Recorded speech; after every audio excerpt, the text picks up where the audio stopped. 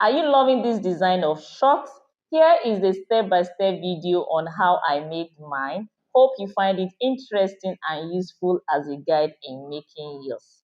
If you are new to this channel, you are highly welcome. My name is Omotola Demigai and I would love you to be part of us on this channel.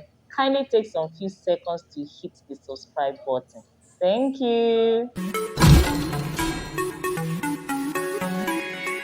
So here's the fabric I chose for this project. I actually wanted a color that is very close to what was used for the original one. And this fabric is so soft. I love the feel. It's static along the lengthwise, but the crosswise grain is a bit stretchy. So I went ahead to bring out my trouser pattern, which has been crafted in line with the LAPERY'S method. Then I went ahead to decide the length of my short, which is 16 this way. So afterwards, I traced out the front block in accordance with the length chosen. In the same way, I traced out the back block using the same length, 16 this way. So now looking at the original design, you realize that the waist is actually up, is an high waist short. So that is why I brought out this brown paper to extend my own pattern to making it also an high waist. So having added the brown paper, I went ahead to measure 3 inches upward as the width of my waistband, which is going to be cut together with the main body. I'm not going to be separating it. So I went ahead to extend the dart leg upwards onto the new waist line. So I did the same thing for the front piece, added another brown paper, then measured 3 inches upwards for the width of the waistband, which is going to be cut together this way. Okay, so these are the resulting pattern for both front and back piece. So with this now, we are good to go now to place on fabric so that we first cut out this portion. Then afterwards, now we'll be fabricating the pattern for the part that will be lapping over. So placing on fabric, I added half an inch seam allowances all the way, only at the hemline that I added 1.5 inches so as to be able to finish up the hemline neatly. Okay, so I did the same thing for the back piece. But before cutting, I did make sure that I check out my grain line. Very, very important. I always emphasize that. Okay. So the next thing I did was to now cut face in, which is going to be helping us to finish up the waistline. So I cut face in, which is about 3.5 inches for the width this way. So placing it on it, I did notch one side, indicating the side seam region. Okay. So for the front piece, I did the same thing. I cut face in to finish off the waistline, and I notched the center front region, which will guide me when placing it. Okay. So I went ahead to put all this aside. So for the part that I'll be lapping over, I'll need 2 of this front pattern, which I've traced out this way. And I went ahead to fuse the 2 together at the center front region with the help of my tape this way. So afterward, because of the length of the portion that is lapping over, I also added another paper lengthwise this way. So I went ahead to draw out the shape of the lap over portion, and from the actual length, I extended and connected this way. So that's the portion that will make the lap over part longer than the main short. Do you understand? So once that was done, I just went ahead to cut it out like so. Then I indicated the green line so that I can properly place it on fabric to cut out. Okay. So while cutting, I folded the fabric into 2 to cut 2 pieces out.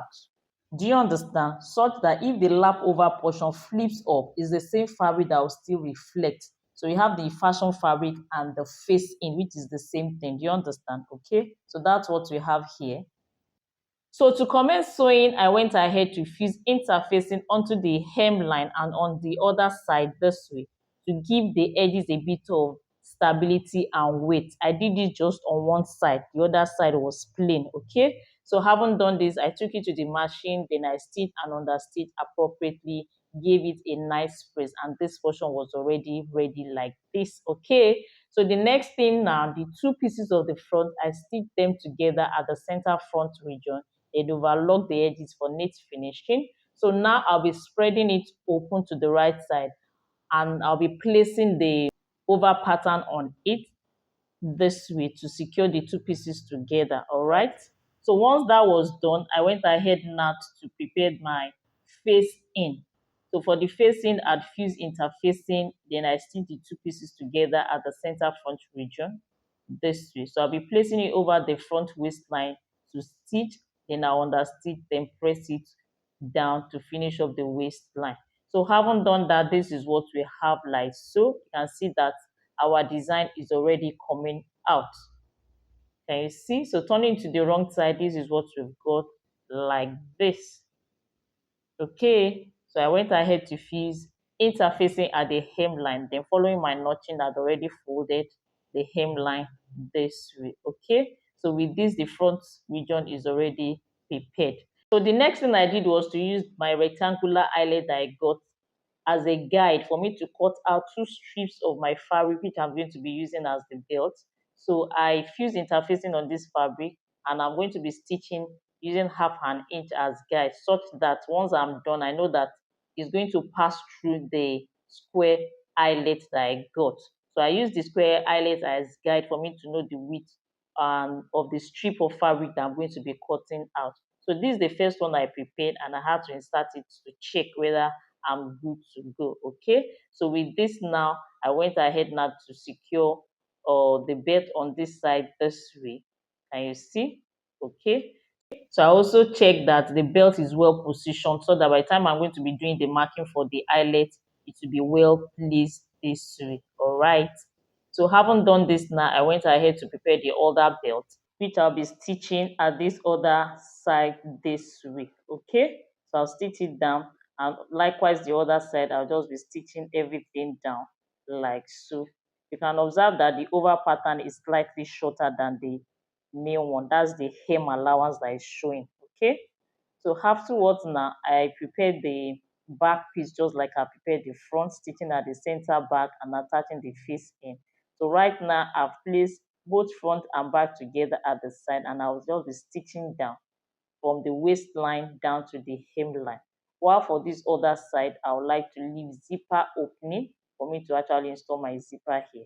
And I'll go ahead to be stitching from that point down to the hemline. And for the end leg, I'll place the two sides together of the front and back. Then just be stitching half an inch all the way down to the hemline.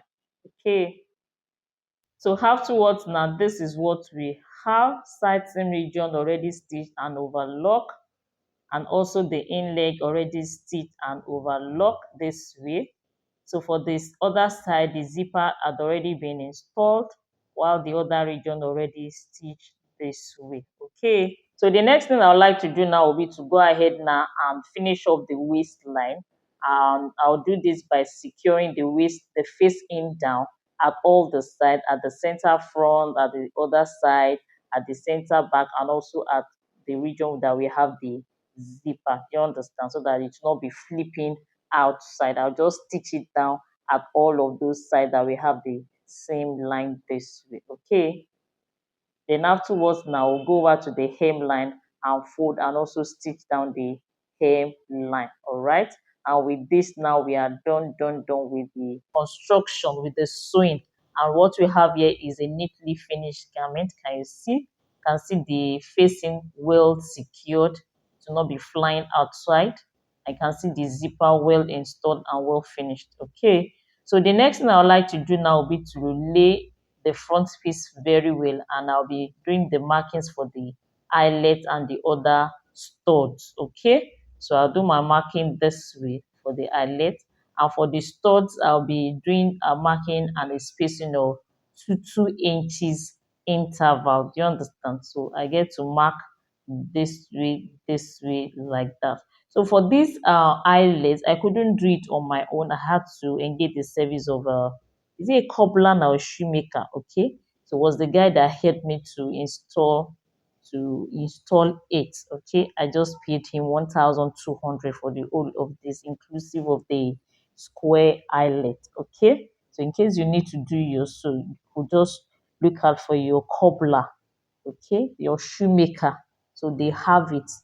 All right, so this is what we've got like so. So I'll just be passing the bed through from the underneath this way, and it come out on the surface, and I'm good to secure and tie my belts.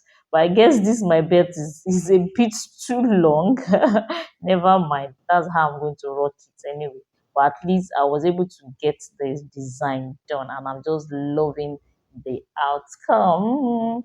So in case you're in need of a basic trouser pattern that will give you that perfect fit, I guarantee the LAPERY'S method for you anytime, any day, regardless of your body shape, your size, your whatever. It does not matter. It will give you that fit. Okay, so kindly do chat me up on WhatsApp, and if you have found this video helpful, kindly give it a thumbs up so that the YouTube algorithm will be able to suggest it for other sewists. And if you are interested in all our other classes, you may go through the flyer and do chat me up on WhatsApp for registration. Until my next video, thank you for watching. Bye for now.